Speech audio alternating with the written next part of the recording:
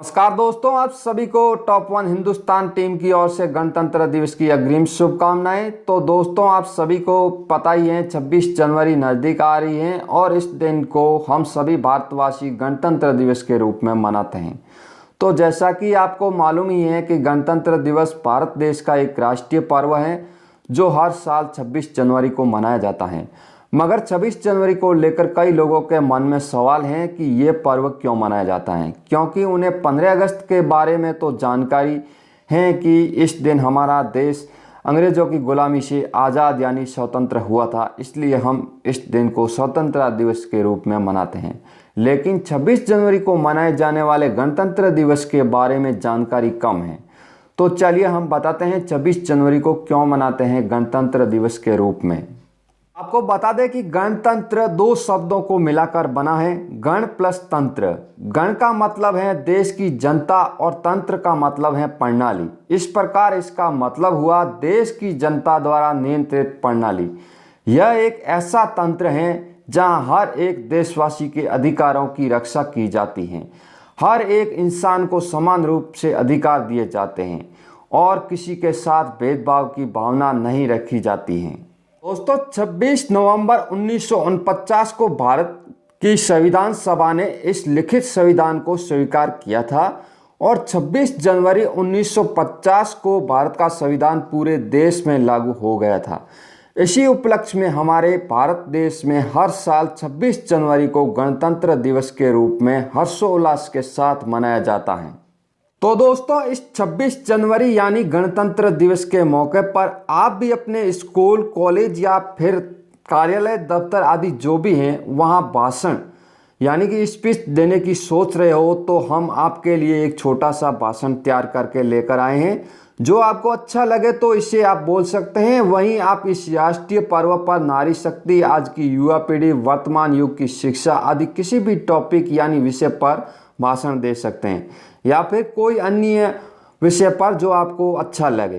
तो हमने एक स्पीच तैयार की है जिसमें कोरोना महामारी पर देश की कामयाबी के बारे में उल्लेख किया है, उसके बारे में आपको भाषण देने के लिए बताने जा रहे हैं। तो दोस्तों, मान लीजिए आप स्टूडेंट हैं और अगर आपको अपनी स्कूल में भाषण देना है तो सबसे पहले मंच पर पहुंचते ही आपको कहना है, मंच पर विराजमान सम्माननीय अतिथिगण, मेरे गुरुजनों और मेरे सहपाठियों, आप सभी को मेरा नमस्कार। मेरा नाम सुनील कुमार है और मैं 12वीं कक्षा में पढ़ता हूँ।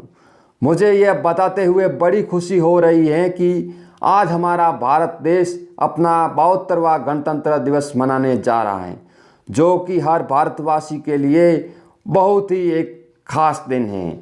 आप सभी को इस शुभ वेला पर मेरी तरफ से भी बहुत बहुत बधाइयाँ। फिर आपको एक शायरी से अपने भाषण की शुरुआत करनी है। चाहे तूफान आए देश में या कोई जलजला, मुझे नहीं अब डर किसी का, क्योंकि मेरे देश का हर एक योद्धा है जो रखवाला। मुझे सबसे बड़ी खुशी तो इस बात की है कि मेरे भारत ने 2020 में फैली विश्वव्यापी कोरोना महामारी जैसी जंग को जीत लिया है। मुझे मलाल है मेरे देश के उन योद्धाओं पर जिन्होंने अपनी जान जोखिम में डालकर जनता की जान बचाने में दिन रात जो एक कर दिए। मुझे गर्व है मेरे देश के उन वैज्ञानिकों पर जिन्होंने इस जानलेवा बीमारी का टीका बिल्कुल कम वक्त में खोज निकाला।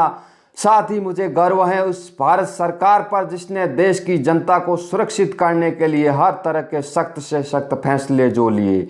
इन सभी की बदौलत से ही आज हम सभी देशवासी इस महामारी से छुटकारा पा सके हैं। हम इनके आगे नतमस्तक हैं।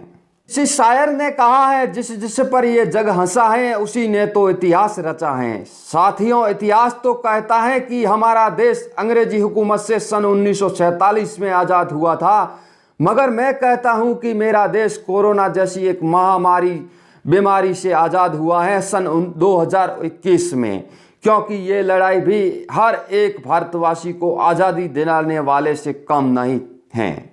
मैं आप सभी को यह बताना चाहूँगा कि 2020 में चीन से फैली महामारी से जंग जीतना भी कोई हल्का फुल्का काम नहीं था। इस महामारी से दुनिया भर में हाहाकार मच गया था। इसे रोकने के लिए भारत सरकार ने तत्काल रूप से हर तरह के सख्त से सख्त कदम उठाए, चाहे लॉकडाउन हो या फिर कर्फ्यू।